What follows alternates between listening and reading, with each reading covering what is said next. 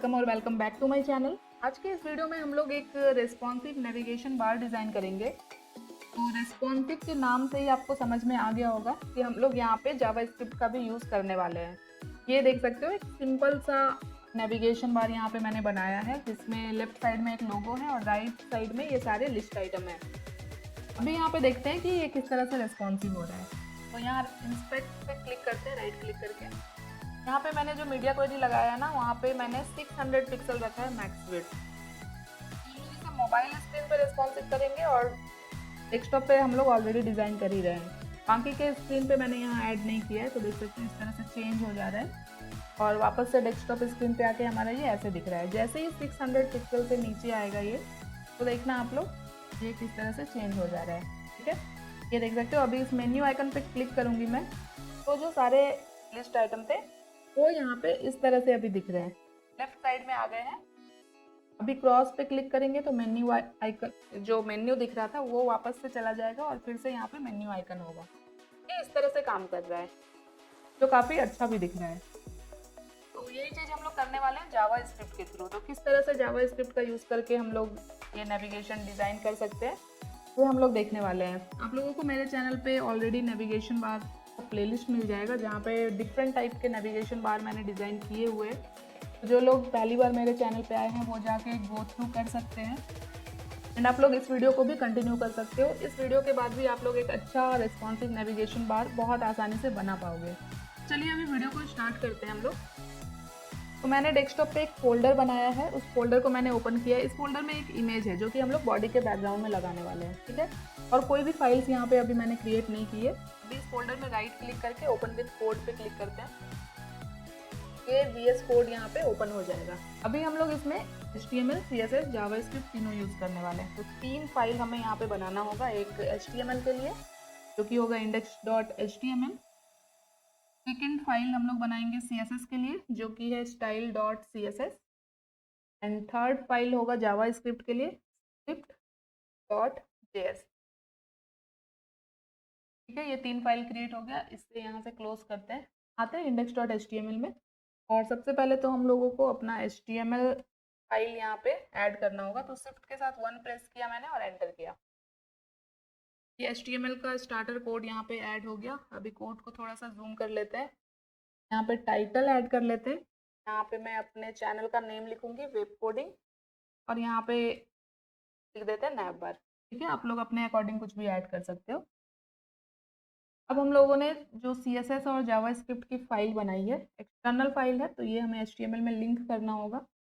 CSS file को हम लोग लिंक करेंगे हेड टैग के अंदर, कहीं पे भी कर सकते हैं। मैं यहाँ पे टाइटल के बाद ऐड कर रही हूँ, तो लिंक CSS लिख के एंटर किया मैंने। मेरा CSS फाइल यहाँ पे लिंक हो चुका है। अगर आपके CSS फाइल का नाम कुछ डिफरेंट है तो आप यहाँ पे चेंज कर लेना। उसी तरह से अब जावास्क्रिप्ट फाइल हम लोग कहाँ पे ऐड करेंगे, जस्ट क्लोजिंग बॉडी टैग के ऊपर। तो इसके लिए हम लोग लिखेंगे script:src। तो ये एलिमेंट ऐड हो जाएगा। अब src के अंदर हमें अपने फाइल का नेम ऐड कर देना है। तो ये तो हो गया बेसिक सेटअप। अब हम लोगों को अपने वेब पेज का कंटेंट ऐड करना है, तो जस्ट बॉडी टैग के अंदर ही ऐड करेंगे। तो हम लोगों को बनाना है नेविगेशन बार। तो नेविगेशन बार के लिए हम लोग यहाँ पे हेडर टैग लेंगे। हमेशा कोशिश करना कि सिमेंटिक टैग का ही यूज़ करो आप लोग। तो उसी तरह से नैव टैग लेंगे हेडर के अंदर। नैव भी एक सिमेंटिक टैग है। अब इस नैव के अंदर हम लोग div वगैरह ले सकते हैं, बट div ना लेके यहाँ पे मैं h1 टैग ऐड करती हूँ और इसके अंदर क्लास देते हैं लोगो, क्योंकि लोगो के लिए हम लोग टेक्स्ट ऐड करने वाले हैं। आप लोगों को इमेज ऐड करना है तो यहाँ पे img टैग के थ्रू इमेज ऐड कर सकते हो। ये यहाँ पे मैंने ऐड किया। लोगो में मुझे लिखना है, सपोज यहाँ पे आपकी कंपनी का जो भी नाम है आप लोग यहाँ पे लोगो में यूज़ कर सकते हो। मैंने यहाँ पे जस्ट लिख दिया माई कंपनी। अब हम लोगों को सारे लिस्ट आइटम ऐड करना है। तो लिस्ट आइटम के लिए ड्यूअल टैग का यूज़ करेंगे। इसमें एक क्लास दे देते हैं नैव लिस्ट। एंड नाउ लिस्ट के अंदर हम लोग लेंगे li के अंदर लेंगे एंकर टैग। और एंकर टैग में जैसे मुझे कुछ टेक्स्ट ऐड करना है तो कर्ली ब्रेसेस के अंदर यहाँ पे लिख देंगे। अभी इस पूरे को सेलेक्ट करके ब्रैकेट के अंदर डालेंगे और मल्टीप्लाई बाय 5 करते हैं। तो ये देख सकते हो, ये 5 लिस्ट आइटम यहाँ पे ऐड हो गए। तो ये VS कोड का शॉर्टकट होता है ये सब। अभी यहाँ पे होम ऐड हो गया। अभी यहाँ पे ऐड कर देते हैं, सपोज रैंडम में ऐड कर रही हूँ, आप लोग अपनी वेबसाइट के अकॉर्डिंग यहाँ पे ऐड कर सकते हो। यहाँ पे ऐड करते हैं कैटेगरी, यहाँ पे ऐड कर देते हैं यूज़र, यहाँ पे ऐड करते हैं कॉन्टैक्ट। और भी अगर आपको कुछ और ऐड करना है, जैसे कि यहाँ पे मैंने डुप्लीकेट किया और यहाँ पे लिखते हैं प्रोडक्ट्स। ठीक है, अभी हम लोगों को इसे रन करना है। यहाँ बॉटम में गो लाइव का बटन है, इस पर क्लिक कर देते हैं। ये देख सकते हो ये ब्राउजर पे ओपन हो गया। तो हेडर के अंदर जितने कंटेंट थे ये हमने ऐड कर लिया। अभी हम लोग इसे स्टाइल करेंगे। अभी मैंने स्क्रीन को इस तरह से रखा था कि आपको कोड भी दिखे और आउटपुट भी दिखे। HTML तो हमारा कंप्लीट हो चुका है। अभी हम लोग आते हैं CSS में।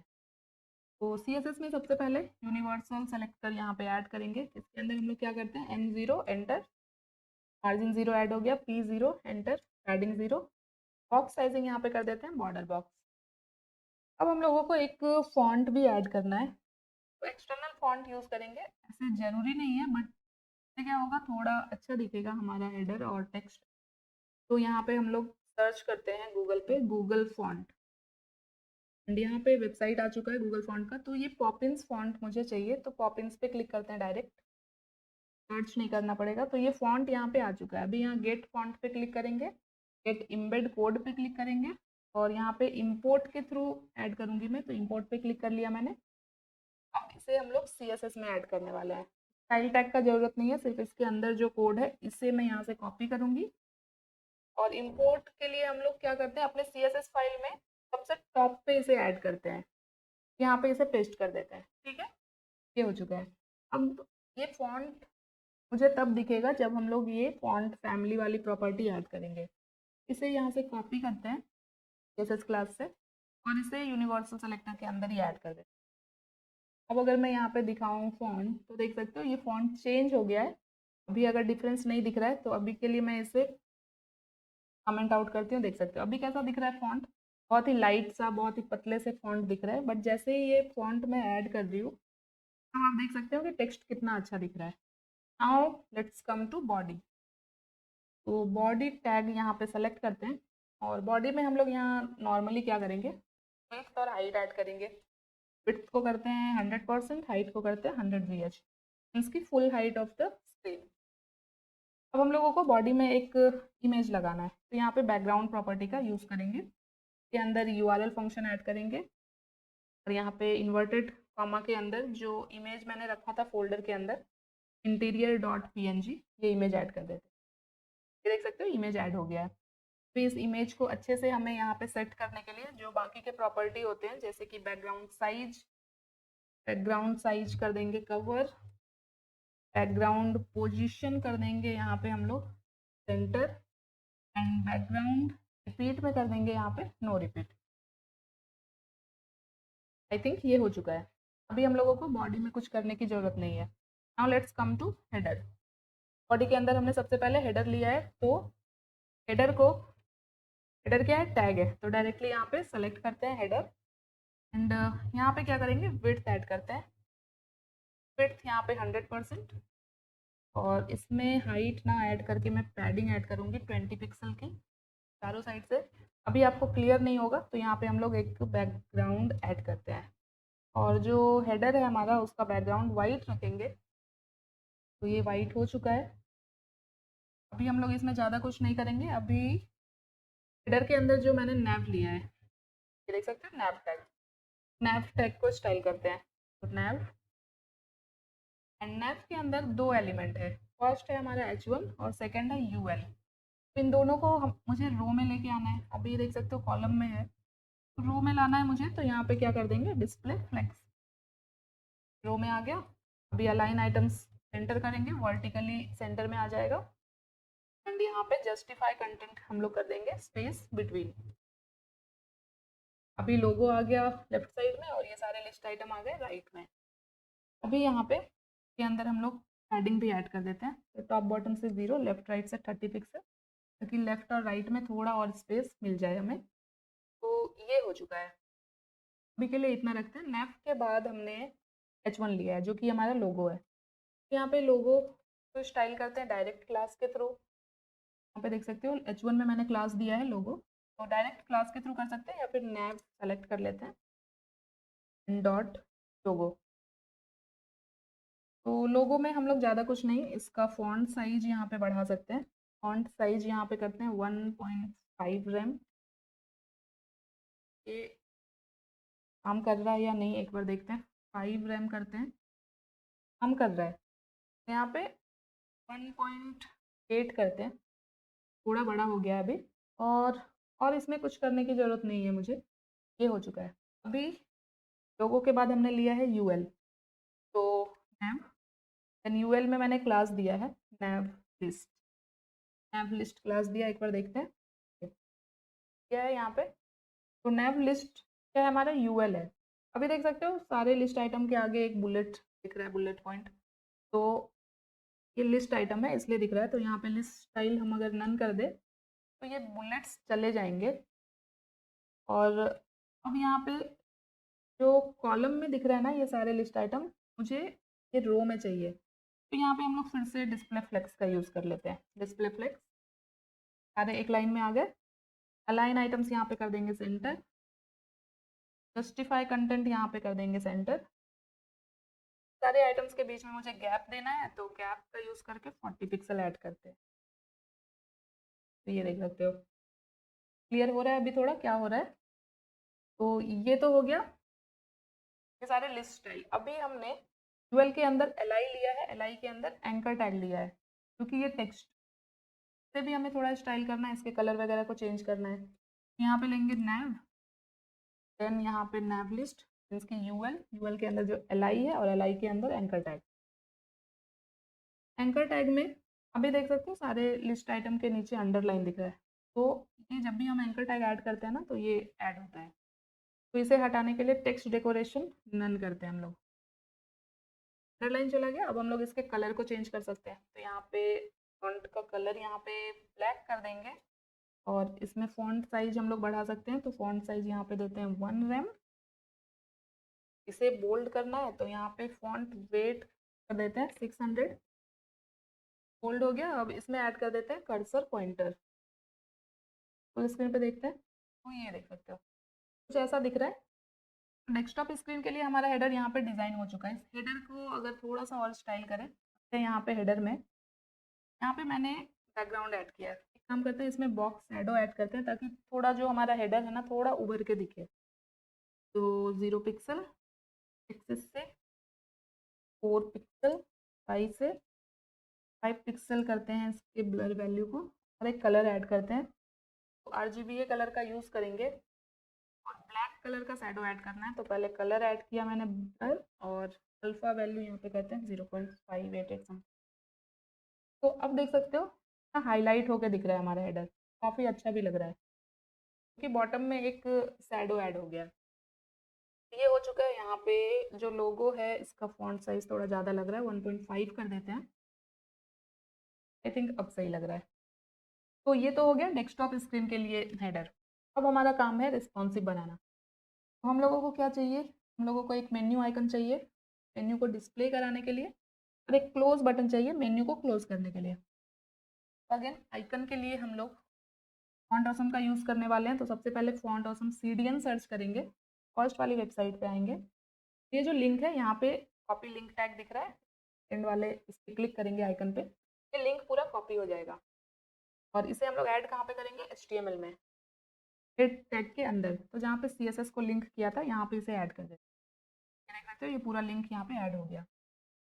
इतना करना था। अभी आते हैं CSS में और अब हम लोगों को आइकन चाहिए, टैग चाहते हैं। आइकन के लिए fontawesome.com ये वेबसाइट है, इसे ओपन किया मैंने। सर्च पे क्लिक करेंगे तो ये देख सकते हो ये मेन्यू आइकन का आइकन मुझे दिख रहा है, ये क्रॉस आइकन भी मुझे दिख रहा है। अगर आपको नहीं दिखे तो आप लोग यहाँ पे लिख के सर्च कर सकते हो, तो वो सारे आइकन आ जाएंगे। तो अभी मैं यहाँ से इस पर क्लिक करूँगी, इस ब्लू वाले बॉक्स में क्लिक करना है हमें, लिंक कॉपी हो जाएगा। अब ये मैं कहाँ पे ऐड करूँगी, आते हैं index.html में। ये मैं ऐड करूँगी ये जो UL है, UL के जस्ट बाद।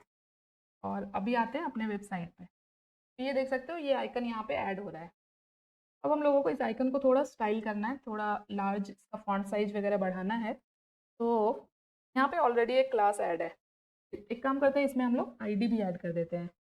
तो आईडी यहाँ पे देते हैं मेन्यू ptn। इस आईडी के थ्रू हम लोग जावास्क्रिप्ट में इसे एक्सेस करेंगे और आईडी के थ्रू ही हम लोग इसे स्टाइल भी करेंगे। अभी पहले यहाँ पे एक जो क्रॉस वाला आइकन था ना, ये भी मुझे ऐड करना था। ये भी ऐड कर लेते हैं, इसका काम हो जाएगा हमारा। तो इस पे क्लिक किया मैंने, इसे कॉपी किया, इसे भी यहाँ पे ऐड कर देते हैं, यहीं पे ऐड करते हैं। ये जो मेन्यू आइकन ऐड किया इसके जस्ट नीचे इसे ऐड कर देते हैं और सेम इसमें भी आईडी ऐड करते हैं। आईडी यहाँ पे दे देते हैं क्लोज ptn। ठीक है। अभी यहाँ पे मैं अगर दिखाऊँ आपको तो आपको दोनों आइकन यहाँ डेस्कटॉप स्क्रीन पे दिखेगा, बट मुझे ये डेस्कटॉप स्क्रीन पे तो डिस्प्ले नहीं कराना है ना। तो हम लोग आते हैं CSS में एंड जो मेन्यू btn है, आईडी दिया है मैंने तो हैश के साथ आईडी को सेलेक्ट करेंगे यहाँ पे मेन्यू btn, और यहीं पे जो क्लोज btn है इसे भी सेलेक्ट करते हैं क्लोज btn। दोनों में हमें सेम प्रॉपर्टी ऐड करनी है यहाँ पे। सबसे पहले तो यहाँ पे फॉन्ट साइज इसका बढ़ाना है। फॉन्ट साइज यहाँ पे कर देते हैं 30 पिक्सल। ये देखो फॉन्ट साइज बड़ा हो गया है काफ़ी। और इसमें हम लोग कर्सर पॉइंटर ऐड करेंगे, कर्सर पॉइंटर। अभी मुझे ये डेस्कटॉप स्क्रीन पे नहीं चाहिए, तो यहाँ पे हम लोग कर देते हैं डिस्प्ले नन। अभी आते हैं, ये देख सकते हो अब ये नहीं दिख रहा है यहाँ पे, डिस्प्ले नन कर दिया मैंने, ये हाइड हो गया है। इतना काम तो हमारा हो चुका है। अब हम लोगों को मोबाइल स्क्रीन के अकॉर्डिंग से रिस्पॉन्सिव बनाना है। तो अब हम लोग ऐड करेंगे मीडिया क्वेरी। तो यहाँ पे मीडिया क्वेरी का सिंटेक्स होता है @मीडिया, @मीडिया ओनली स्क्रीन, सिर्फ स्क्रीन साइज के लिए हम लोग कर रहे हैं। And max width, max width यहाँ पे सपोज मैं 640 पिक्सल रखती हूँ, यहाँ पे करली ब्रेसेस। मोबाइल स्क्रीन का विड्थ मोस्टली 640 पिक्सल से कम ही होता है, या फिर 640 पिक्सल आप एज्यूम कर सकते हैं। तो 640 पिक्सल से जितना भी कम होगा स्क्रीन साइज, उस सब पे हमारा जो नेविगेशन है रिस्पॉन्सिव ही रहेगा। अब हमें यहाँ पे रिस्पॉन्सिव में करना क्या है, सबसे पहले मोबाइल स्क्रीन पे ये जो सारे नैव लिस्ट आइटम है ये मुझे हाइड कर देना है। इसे हाइड करने के लिए क्या करेंगे, ये देख सकते हो यहाँ पे हमने स्टाइल किया है नैव लिस्ट को। तो यहाँ पे नैव देन नैव लिस्ट, यहाँ पे इसके डिस्प्ले को कर देंगे नन। तो ये सारे लिस्ट आइटम यहाँ से चले गए। तो जब लिस्ट आइटम यहाँ से चले जाएंगे तो ये जो आइकन है ये डिस्प्ले होना चाहिए। कौन सा आइकन डिस्प्ले होना चाहिए, मेन्यू वाला आइकन। तो मेन्यू आइकन में मैंने आईडी दिया है मेन्यू btn। यहाँ पे सर्च करते हैं मेन्यू btn, और सर्च नहीं, यहाँ पे स्टाइल करते हैं मेन्यू btn। तो डेस्कटॉप स्क्रीन पे हमने डिस्प्ले नन किया था, मोबाइल स्क्रीन पे इसकी डिस्प्ले को कर देंगे ब्लॉक। डिस्प्ले ब्लॉक किया तो अब ये यहाँ पे आ ये तो हो चुका है। अभी हम लोगों को क्या करना है, जब भी हम लोग इस पर क्लिक करें तो सारे जो लिस्ट आइटम थे वो डिस्प्ले होने चाहिए। तो अभी के लिए हम लोग ये जो लिस्ट आइटम को मैंने हाइड किया ना, इसे अभी कमेंट आउट कर ताकि ये सारे जो आइटम है वो हमें दिखे, क्योंकि अभी हम लोगों को इसे स्टाइल करना है मोबाइल स्क्रीन के अकॉर्डिंग। तो यहाँ पे नैव डॉट नैव लिस्ट, स्टार्टिंग में हमने क्या किया है, इसे टेक्स्ट दिया था तो ये रो में आ गया था। अभी इसके हम लोग करेंगे फ्लेक्स डायरेक्शन कॉलम, सारे लिस्ट आइटम अभी कॉलम में आएंगे। ये देख सकते हो आ चुका है। बट यहाँ पे आप लोग ध्यान देना क्या हो रहा है, ये सब कॉलम में तो आ रहा है बट अभी ये जो लिस्ट आइटम है ये हेडर के अंदर ही है। तो हेडर का विड्थ देख सकते हो कितना बड़ा हो जाए। हमें ऐसा नहीं करना है, ये पूरे लिस्ट आइटम को उठा के हमें हेडर के नीचे लाना है, हेडर का हाइट विड्थ उतना ही रहेगा। तो हम लोगों को क्या करना होगा, यहाँ पे में ही हम लोग सेलेक्ट करते हैं हेडर, और हेडर के अंदर हम लोग ऐड करते हैं पोजीशन रिलेटिव। पोजीशन का यूज़ करके हम लोग ये पूरे लिस्ट आइटम को हेडर के नीचे लेके आने वाले। तो हेडर के अकॉर्डिंग हमें इसके पोजीशन को चेंज करना है। तो हेडर में मैंने दिया पोजीशन रिलेटिव, तो यहाँ नैव लिस्ट में देते हैं पोजीशन एब्सोल्यूट। तो ये इसका जो ओरिजिनल पोजीशन था उस पोजीशन से वो हट जाएगा। अब देख सकते हैं सारे लिस्ट आइटम कट हो जा रहे हैं, ये टॉप में चला गया अभी। अब हम लोग अगर यहाँ पे टॉप से 0 करें तो देख सकते हो अभी पूरा हेडर के टॉप से स्टार्ट हो रहा है। ठीक है, अभी अगर मुझे हेडर से बिल्कुल नीचे चाहिए, यहाँ से स्टार्ट होना चाहिए, तो यहाँ पे टॉप से 70 पिक्सल ऐड कर, आ गया यहाँ पे हेडर के नीचे। थोड़ा सा और बढ़ा देते हैं, 75 पिक्सल कर देते हैं। ओके, अभी हम लोग इसमें बैकग्राउंड ऐड कर देते हैं। बैकग्राउंड यहाँ पे कर देते हैं वाइट, सॉरी वाइट बैकग्राउंड देते हैं इसमें। अभी जितना कंटेंट है उतना ही विड्थ ले रहा है, यहाँ पे हम लोग विड्थ को करते हैं 50%। देखो अभी इतना विड्थ लिया, अगर यहाँ पे 100% कर दे तो पूरा विड्थ ले लेगा ये। ठीक है, अभी पोजीशन का यूज़ किया है तो यहाँ पे टॉप से जैसे मैंने दिया ना, तो लेफ्ट से यहाँ पे करते हैं 0। देख सकते हो पूरा विड्थ ले रहा है। अभी हम लोगों को थोड़ा सा इसे टॉप से और नीचे लाना है, तो 78 पिक्सल करते हैं। ओके, 78 ज़्यादा हो गया, 76। ठीक है, अभी ये प्रॉपर नीचे आ गया है। तो आप चाहे तो इसमें फुल विड्थ दे सकते हो, मैं यहाँ पे 50% विड्थ दूंगी, मुझे इतना ही रखना है विड्थ। और अब इसमें टॉप से ना पैडिंग ऐड करते हैं, टॉप से नहीं टॉप बॉटम से, तो 20 पिक्सल करते हैं, लेफ्ट राइट से करते हैं 0। ओके, अब इसमें भी हम लोग सेम शैडो ऐड कर सकते हैं, तो यहाँ पे हेडर के अंदर जो मैंने बॉक्स शैडो ऐड किया था इसे कॉपी करेंगे और यहाँ पे ऐड करेंगे। थोड़ा सा अच्छा दिखेगा, थोड़ा सा उभर के दिखता है, तो ये अच्छा लगता है। देख सकते हो हमारा नैव लिस्ट अभी इस तरह से स्टाइल हो चुका है। अब हम लोग यहाँ पे जावास्क्रिप्ट का यूज़ कर सकते हैं, बट उससे पहले आते हैं index.html में। और ये जो मेन्यू आइकन है, यहाँ पे हम लोग एक इवेंट ऐड करेंगे, ऑन क्लिक इवेंट। मीन्स कि जब भी इस मेन्यू आइकन पे क्लिक होगा तो एक फंक्शन एग्जीक्यूट होगा, उस फंक्शन का नाम यहाँ पे देते हैं शो मेन्यू। ठीक है, अब आते हैं जावास्क्रिप्ट में। तो यहाँ पे क्या क्या चीज़ें हमें चाहिए, सबसे पहले तो हमें मेन्यू बटन को एक्सेस करना है, तो यहाँ पे मेन्यू btn नाम का वेरिएबल बनाएंगे और इसके अंदर स्टोर कर देंगे अपने मेन्यू बटन को। Document dot gate element by ID, और इस मेन्यू में हमने आईडी दिया है मेन्यू btn। ठीक है, उसी तरह से मुझे मेन्यू भी चाहिए होगा, सेम यहाँ पे कॉन्स्ट, ये मेन्यू भी तो एक्सेस होगा ना जावास्क्रिप्ट में, तो इसके लिए एक वेरिएबल बनाएंगे मेन्यू, और इसमें document dot gate element by ID करेंगे। एंड यहाँ पे आते हैं index.html में, और यहाँ पे मैंने मेन्यू में आईडी तो दिया नहीं है, क्लास के थ्रू भी इसे ऐड कर सकते थे, बट ठीक है यहाँ पे आईडी ऐड कर देते हैं मेन्यू। यहाँ पे आते हैं, मेन्यू को यहाँ पे आईडी के थ्रू ले रहे हैं हम लोग। ठीक है, तो अब जो मैंने फंक्शन बनाया था, यहाँ पे सबसे पहले फंक्शन के लिए फंक्शन कीवर्ड ऐड करते हैं। फंक्शन का नाम मैंने क्या दिया था, तो मेन्यू। ठीक है, ब्रैकेट ऐड करेंगे, देन स्कोप ऐड करेंगे। अब इसमें मुझे क्या करना है, वो मेन्यू क्या है, ये फंक्शन है जब हम लोग इस बटन पे क्लिक करेंगे। तो जब इस बटन पे क्लिक करेंगे तो ये जो मेन्यू है, पूरा जो मेन्यू है, menu dot style dot display equal to block, ये ऑलरेडी यहाँ पे ब्लॉक है। यहाँ पे CSS में हमने स्टार्टिंग में इसमें डिस्प्ले नन किया था ना, इसे भी ऐड कर देते हैं ताकि अभी ये मुझे ना दिखे, जब हम लोग इस पर क्लिक करेंगे तब दिखे। तो ये देखो हमने फंक्शन ऐड किया था, तो ये फंक्शन अप्लाई हो रहा है। फिर क्लिक किया मैंने तो ये मेन्यू यहाँ पे आ गया है, देखो क्लिक किया मैंने, ये मेन्यू यहाँ पे आ रहा है। बट डिस्प्ले नन करने की वजह से ना, जो हमारा फ्लेक्स वाला प्रॉपर्टी था वो शायद हट गया है, तो यहाँ पे हम लोगों को थोड़ा इसे और स्टाइल करना होगा। तो ये जो नैब लिस्ट है, मीडिया क्वेरी के अंदर जो नैब लिस्ट है, अभी इस लिस्ट को हमें थोड़ा और अच्छे से स्टाइल करना होगा। तो यहाँ पे टेक्स्ट अलाइन करेंगे सेंटर, तो ये सेंटर अलाइन हो गया। अभी इन सारे आइटम्स के बीच में मुझे गैप देना है, तो कैसे देंगे, इसे टारगेट करना पड़ेगा हमें, ये जो लिस्ट आइटम है इसे टारगेट करना पड़ेगा। तो इसके लिए नैव डॉट नैव लिस्ट देन li, ठीक है लिस्ट आइटम ही है ना, तो li है। अभी इसमें हम लोग मार्जिन ऐड कर देते हैं, टॉप बॉटम से 20 पिक्सल, लेफ्ट राइट से 0। इस तरह से ऐड हो गया। अभी चाहे तो इसे बढ़ा भी सकते हैं, 30 पिक्सल कर देते हैं तो कुछ ऐसा दिखेगा।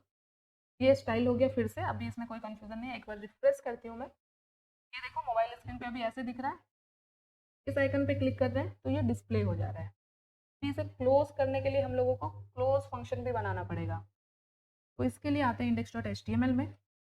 और ये जो मेरा क्लोज बटन है, तो जैसे ऑन क्लिक मेन्यू बटन के अंदर मैंने दो मेन्यू फंक्शन बनाया था, इसी तरह से क्लोज बटन पे भी हम लोग एक इवेंट ऐड करेंगे। इवेंट का नाम होगा ऑन क्लिक, तो क्लोज बटन पे क्लिक करेंगे तो क्या होगा, मेन्यू क्लोज होगा। तो यहाँ पे फंक्शन का नाम दे देते हैं क्लोज मेन्यू।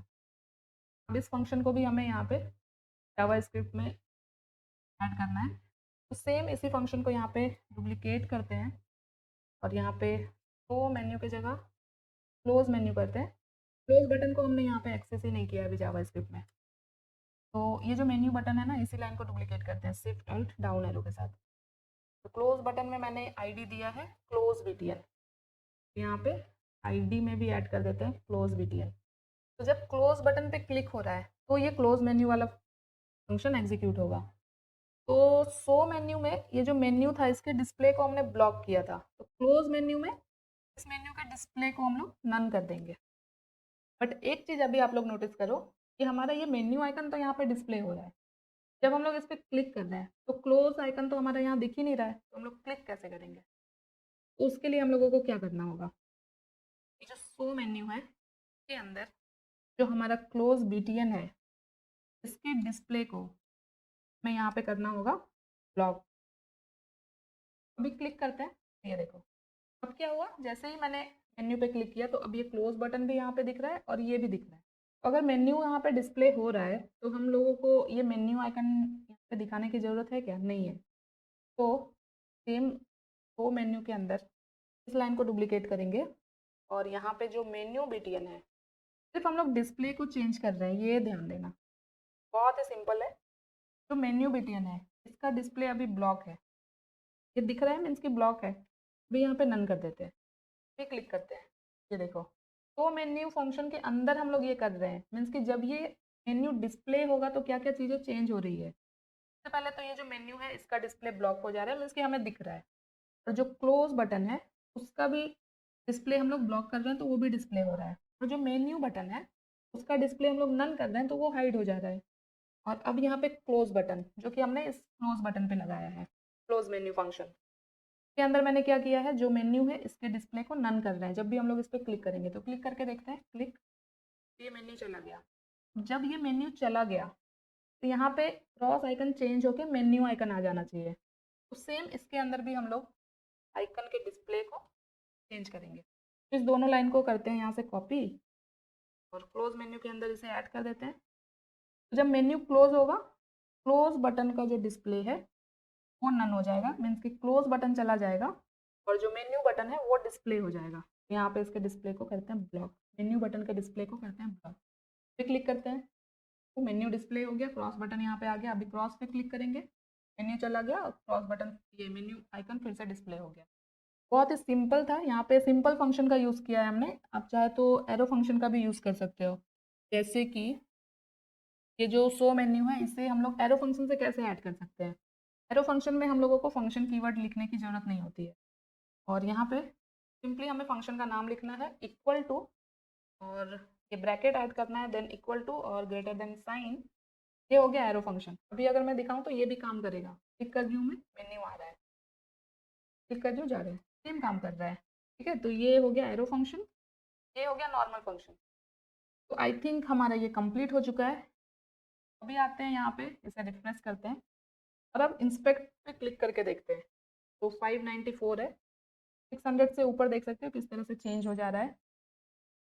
640 के नीचे इस तरह से दिख रहा है। अभी इस पर क्लिक करेंगे तो सारे मेन्यू आइकन यहाँ पे डिस्प्ले होंगे। तो वापस से क्लिक करेंगे तो ये देख सकते हो कितना अच्छा दिख रहा है। अभी हम लोग चाहे तो ये इसे क्लोज करते हैं, और यहाँ पे ये जो मेन्यू दिख रहा है इसका बैकग्राउंड पूरा वाइट लग रहा है ना, तो जो बैकग्राउंड ऐड किया ना मैंने यहाँ पे RGB सेलेक्ट करते हैं। पहले RGB आ गया, यहाँ पे इसमें एक अल्फा वैल्यू ऐड करता है थोड़ा सा, बिल्कुल क्योंकि ये थोड़ा सा ट्रांसपेरेंट हो जाए। आप देख सकते हो कितना सही दिख रहा है। तो इस तरह से आप लोग किसी भी हेडर को बहुत ही सिंपल, बहुत ही आसान तरीके से रिस्पॉन्सिव बना सकते हो। कोई भी ज़्यादा लॉजिक नहीं है, बहुत ही सिंपल सा कोड है। और ये वीडियो अगर अच्छी लगी हो तो वीडियो को लाइक करना, जितना हो सके इसे और लोगों तक शेयर करो। अगर अभी तक मेरे चैनल को सब्सक्राइब नहीं किया तो प्लीज़ चैनल को सब्सक्राइब कर लेना, ताकि इस तरह के वीडियोस, इस तरह के प्रोजेक्ट आप लोगों को मिलते रहे। मिलते हैं नेक्स्ट वीडियो में, तब तक के लिए thank you so much guys for watching this video. Bye bye.